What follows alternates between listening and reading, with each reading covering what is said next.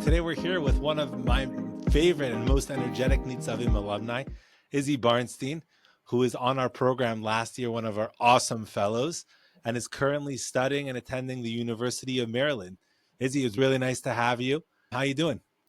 I'm doing great, Rabbi. It's a pleasure to be here. Thank you for the wonderful introduction, and I'm looking forward to this episode, so let's do it.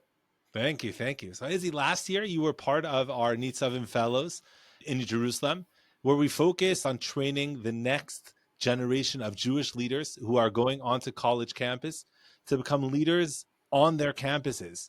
Aside for the training and all the skills and everything that we do, is one of the opportunities that students have is to build a project, an idea of how to make a difference on their college campus, either for Israel or for Jewish continuity and Jewish life. And you guys came up with a really interesting idea, a really unique idea called Terrapin Tisch. And so I wanted to just ask you a few questions about it. Number one is, how did you come up with this idea last year? I really have to give the credit to my group mates for coming up with the idea. When we were first discussing what our project was going to be in Jerusalem, I was going for more fighting the antisemitism route, something along those lines. But my group mates were looking towards more of a Jewish unity route, which, looking back, was definitely the right choice for this campus, for the University of Maryland, because there's a big Jewish community here. And there's certainly aspects of anti-Semitism on the campus, but compared to some of the Ivy League schools and places like that, I think we should certainly be more focused here on trying to bring the large Jewish population together. So it was really my group mates. They came up with the Tisch. I think Aiden Melkin was definitely the mastermind behind it, coming up with the initial idea. And then we all worked together developing it further on from there. Why don't you explain to everybody what exactly is the concept of Terrapin Tisch? What's a terrapin? What's a tisch? A terrapin is just a student at the University of Maryland, and 6,000 of the terrapins at the University of Maryland are Jewish. And that's a big population of Jews. When you look in a lecture hall, 1 out of 5 people in the lecture hall, the odds are they're Jewish. We've got a lot to work with. The religious community itself is also pretty large, but when you think about it, it's only around 13% of all the Jews that are at the University of Maryland. What is Terrapin Tisch? It's essentially it's a small festive gathering with food and drinks and songs and simple Devar Torahs to try and bring these less affiliated Jews closer to the Jewish community. And one of the more specific ways we try to do it is we try to get around 50% religious students at the Tisch and then 50% less affiliated. Like bridging the gap, making friends, getting other people. It's all about Exactly. friends. It's all about friends and food. So you have friends and That's food, get people together, and then that's a winning potion. totally. And free food is always a big eye catcher for college students. And we're really focused on, during the Tisches themselves, are just talking face to face, being personable, and trying to get to know each other, because that's really the best way, I think, to bring people together. Izzy, who wouldn't want to meet you and be your friend? It's like a very simple. But going back, how do you even find these people? How do you recruit people to come to a Tisch? Good food, friends, but it doesn't just happen like in a vacuum. So one of the first ways we got people together, and something we really utilized, was something called Fresh Fest. And Fresh Fest, it's done through the Hillel at Maryland, but it's basically an early move-in for Jewish students. And it's like a 3-day program where you go to DC for some time and there's stuff to do on Shabbat. But there was a lot of people there. I don't remember the exact number, but it was definitely more than just the religious community. It was a lot of Jews. So during that period, me and my group mates reached out, really tried to meet people who were less affiliated, and we got their numbers and we got their contacts. You make it sound so simple. Was that uncomfortable to just go meet people? Were people nervous and did not want to give you their numbers? What was it like? I think there's always an aspect of nervousness to it. That's just how it is with social gatherings at People also large. want to make friends, right? Of course. So it's not too awkward, right? Yeah. People are there to meet people. And that's why we were there too. We met people. That's what we did. Was it hard to go out of your comfort zone and try to do that? It might differ for each person in the Tisch group. I feel like personally, I'm pretty solid at trying to get out of my comfort zone and trying to meet people that maybe I wouldn't initially think of walking up to at first. There's some anxiety, but overall, you just got to do what you can. So you went over to people, introduced yourself, made friends with people, say, hey, I'm Izzy, shook your hair, made some friends with them, and then ultimately started inviting them to Tisha's. That was like the next step. Yeah, we have our flyers that we make. Those are always a good eye-catching image that we can send to people, but just tell it how it is. I reached out to each of these students, and so did my project mates. And we just said, hey, this Thursday night, we're throwing down a little get together with some free food, homemade cholent. Some of them I had to explain what cholent was, but most of them knew what cholent was. So what is your explanation for chillin'? Let me hear that. I say it's like a thick beef stew. I don't know. How would you describe it differently? What do you think, Rabbi? I think that's great. So my question is, are the people coming for the beef stew? Are they coming for the beer? Are they coming for the company? I think they're coming for all of it, and the singing included too. That's another thing we really try to put into our tishes. But overall, I think what people enjoy the most is just talking and being able to sit together in an apartment and have a reason to go and have a mission. It's having the driving force of Judaism behind it, which really just brings everyone together. It's really beautiful, and I think people really have enjoyed it so far. How has the feedback been from these students that may have never had a tish, never had a cholent, never sang some songs, never really did this type of hangout? What has the feedback been so far from these students? So far, everybody likes the cholent. That's something I've gotten a lot of good feedback about, even during the tishes. So that's great. And the other food there too, as well as the drinks. We're trying to get people to also branch out even more. Bring your friends and always have a plus one, trying to branch further out into that population of over 6,000 Jews at the campus. We definitely have a long way to go. Has it been hard to connect to people that maybe grew up different than you have? Has there been a disconnect, or have you been able to naturally connect and befriend them on a real level? One of the advantages for me personally is that I didn't grow up in a religious household. I'm personally able to connect with these people more. And a lot of these people I've met so far, they went to private Jewish school, but they never really felt that connected to the Judaism they were learning, which is something I could relate to. So having that area where I can relate to them has made it easier for me to reach out to these people. Being part of the Jewish community here, sometimes I feel a little bit closed off in a way because it's a bubble and it's hard to break that bubble. So it can be going out of my comfort zone, and it can be for us as a group going out of our comfort zones. And that's something we have to do in order to reach out and meet these people and build a connection with them. It's amazing that you're bursting out. Again, it's not necessarily always so comfortable. It's not so easy. But let me just think about it from a stance of pride. How many Jews so far do you think that you have now brought in to befriend you guys, to now get involved since the year started? It's hard to come up with an exact number, but the amount of people we've had come to our tishes so far, like different people, I'd say it's somewhere around maybe 50 or 60 individuals that we've had coming in and out. And there's some where it's more successful, some where it's harder. But I've definitely seen people who have been coming to Hilla more often after coming to our tishes, and people like that, included with the students who have started coming repeatedly, people who keep coming back. Now the next step for us is trying to really get them into the meal culture in the religious community, because there's a big meal culture, especially on Shabbat, of course, in the Jewish community here. People hosting lunches and dinners at their apartments, and it's one of the most fun parts of being a religious Jew on this campus. So we've really been trying to get them to come to those, and reaching out to some of our other religious friends saying, hey, we got some people who are interested in Judaism and they're less affiliated. Do you want to invite them to your meal? They can really get a taste of what it's like here.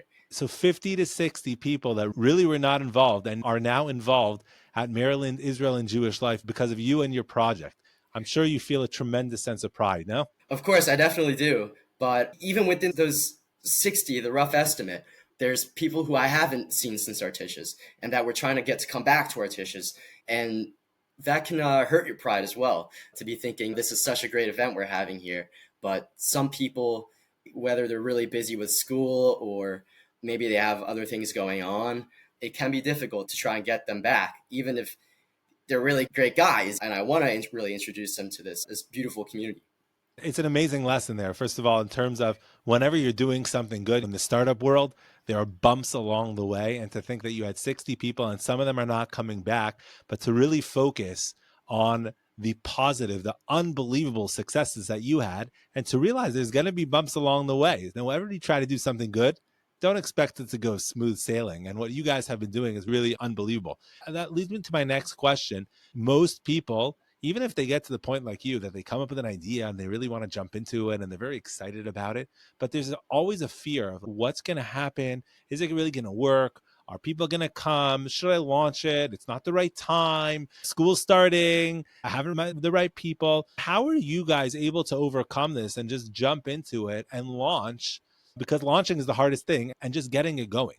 Yeah, I would say, especially during this semester of college with the Jewish holidays. The Jewish holidays is a very busy time at secular college for religious students because people are very busy with work. If I were to tell these students any advice, I'd say if you're gonna do a project, something like we're doing, then really try to kick it off as soon as you can, because before you know it, the holidays will be coming up and everybody's going to be busy and there's going to be a lot of work and exams that you have to make up and things like that. Now we're at a point in the semester where finals are coming up, because you have to think about it for yourself personally, but also the people you're trying to get to come. We've had a lot of people who have given us maybes. Maybe I might come, but I have a lot of work, or I have an exam coming up later this week. And especially at this point in the semester, that can lead to lower turnouts for whatever kind of project you're doing.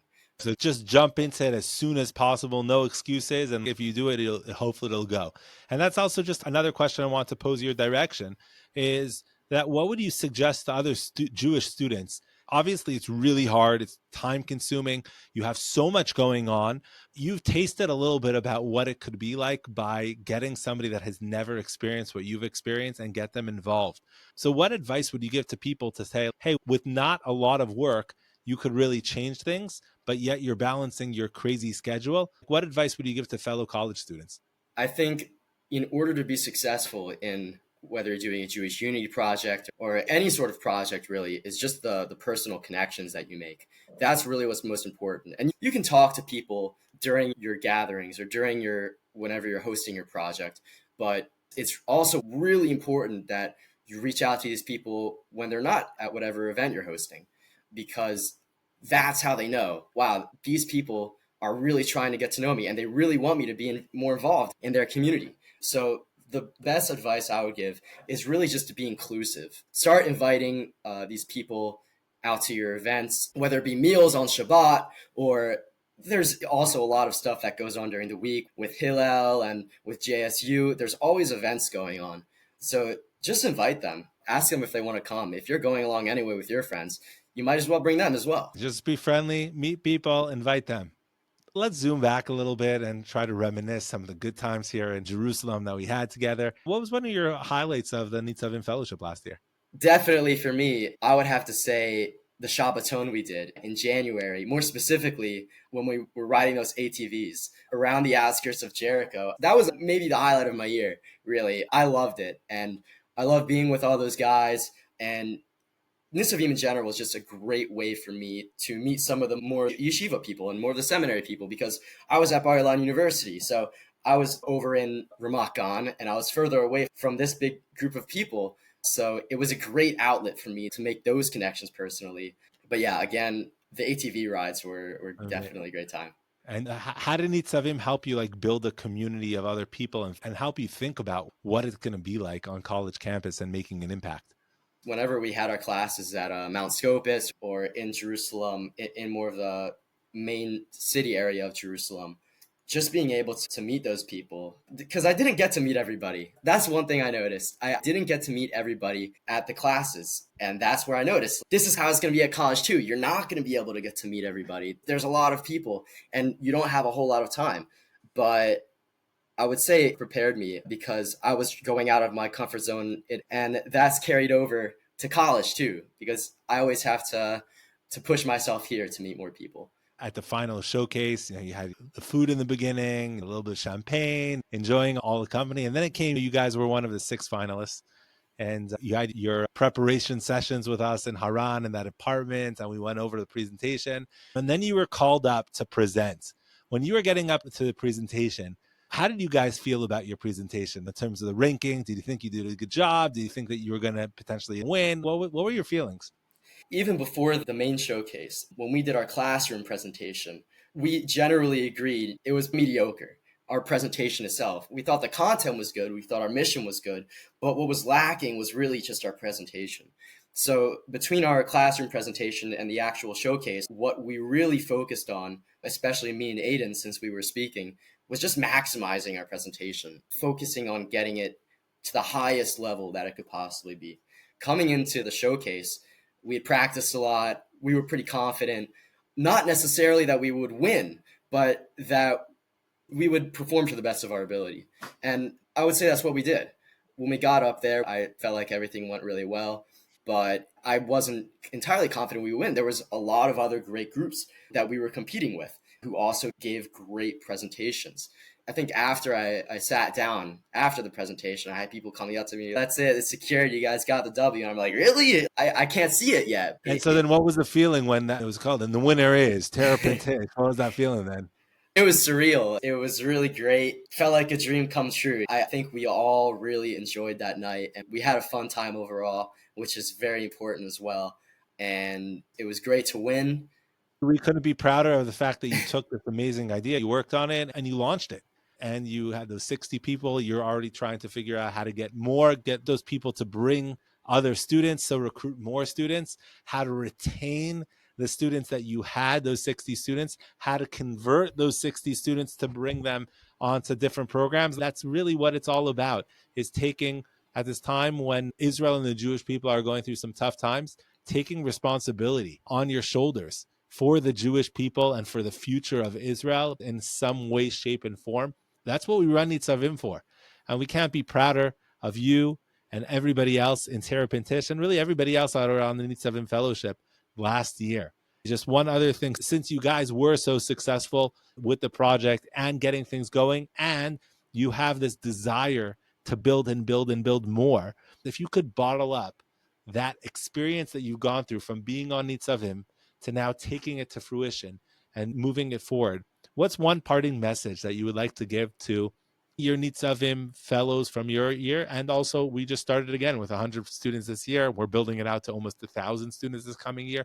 So what would be the message that you would give to everybody else having gone through this process and now being a freshman and actualizing a project? I said it in my presentation that, especially after the events of October 7th, Jews, especially college students, are looking for strength and unity.